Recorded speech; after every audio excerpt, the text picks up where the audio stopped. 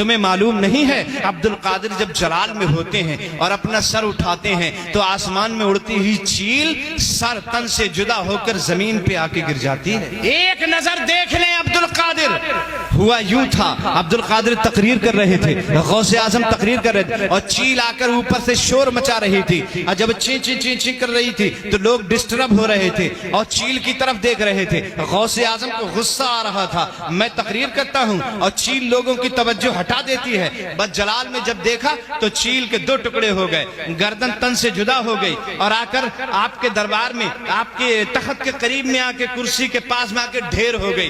تقریر چلتی رہی اور جب تقریر مکمل ہو گئی عبد القادر جیلانی اپنے تخت سے اٹھے، کرسی سے اترے، چیل کے قریب پہنچے، اس کی گردن کو اس کے سر سے جوڑ دیا اور قم باذن اللہ کہہ دیا۔ چیل چہچہاتی ہی پھر سے فضاؤں میں اڑتی چلی جاتی ہے، پھر سے اڑتی چلی جاتی ہے۔ قہر ایسا کہ جدا چیل کا سر تن سے تھا، قہر ایسا کہ جدا چیل کا سر تن سے تھا، اور مہر ایسا کہ اڑا دیتے ہیں غوث اعظم،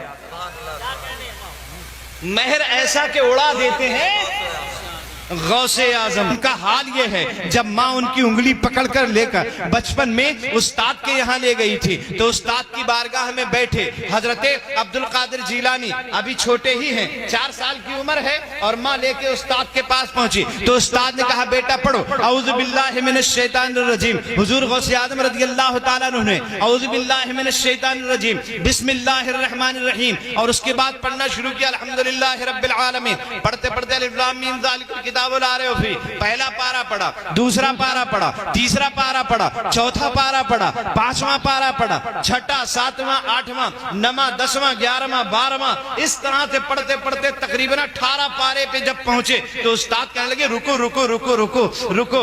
ابھی تک تو عبد القادر پڑھتے نہ تھے اور جب پڑھنا شروع کیا تو رکتے نہ تھے۔ استاد کہنے لگے صاحبزادے پڑھنے آئے ہو کہ پڑھانے آئے؟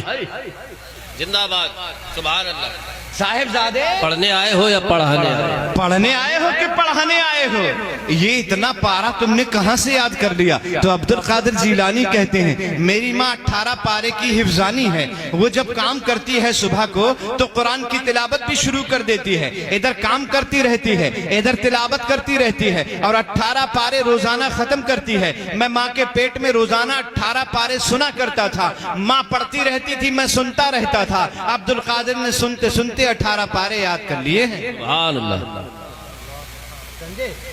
سبحان اللہ۔ جیسے ہی اس آدمی نے یہ بات کہی بندہ نواز یسوع دراز کہ چہرے پہ تبدیلی آئی اور آ کر کہنے لگے اگر عبد القادر جیلانی بہت بڑے ہیں، اس میں کوئی شک نہیں ہے وہ بہت بڑے ہیں، لیکن ہم بھی تو کچھ ہیں، ہم بھی کچھ ہے۔